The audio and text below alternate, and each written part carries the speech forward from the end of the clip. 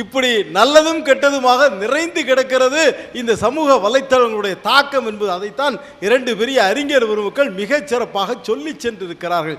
இது வரமா சாபமா என்கின்ற ஒரு மிகப்பெரிய கேள்வி இன்றைக்கு இருந்து கொண்டு இருக்கிறது. இன்னைக்கு யூடியூப்பில் வராத விஷயமே கிடையாதுன்னாங்க. இங்கே என்ன வேணாலும் கேட்கலாம் யூடியூப்பில், நீங்கள் கேட்கறதுக்கெல்லாம் அது பதில் சொல்லு. ஆனால் வராத ஒரு விஷயத்தை ஒரு நாள் எங்கள் அக்கா பார்த்துட்டான். எனக்கு அக்கா தங்கச்சி 5 பேருங்க, கூட பிறந்தவங்க. ஏப்ரல் மாதம் 1ஆம் தேதி ஜோசியர் செவல்புரி சிங்காரம் ராசிபலன் சொல்லியிருக்காரு யூடியூப்பில்.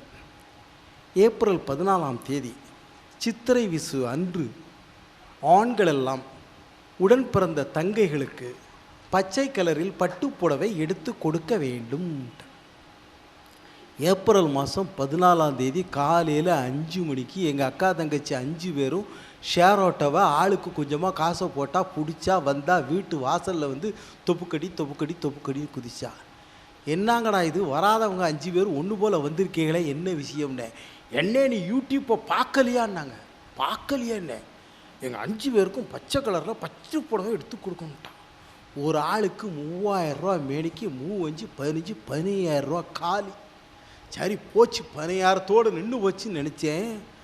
அதுக்கு மறு வருஷம் அதே ஜோசியர் செவல்புரி சிங்காரம் அதே யூடியூப் சேனலில் இந்த வருஷம் சிகப்பு கலர் சேலை எடுத்து கொடுக்கணும்னு சொல்லிட்டாங்க. அதே மாதிரி சித்திரை விசு அன்னைக்கு அக்கா தங்கச்சி 5 பேரும் ஆளுக்கு ஒரு ஷேர் ஆட்டோவை பிடிச்சா வீட்டு வாசலில் வந்தால் தொப்புக்கடி தொப்புக்கடின்னு குதிச்சா. என்ன இந்த வருஷம் சிகப்பு சேலைன்னா. 3ஆவது வருஷமும் இதே மாதிரி மஞ்சள் சேலைன்ட்டான். நான் பார்த்தேன், ஜோசியர் செவல்புரி சிங்கார் இவ்வளவும் சொல்லியிருக்காரே, கடைசியில் என்ன சொல்லி முடிச்சிருக்காருன்னு பார்த்தியாளான்னு. பார்க்கலையா நாங்கள். அக்கா தங்கச்சி 5 பேரும் சேர்ந்து அண்ணனுக்கு 1 பவுனில் மோதிரம் எடுத்து கொடுக்க வேண்டும்னு சொல்லியிருக்காங்க.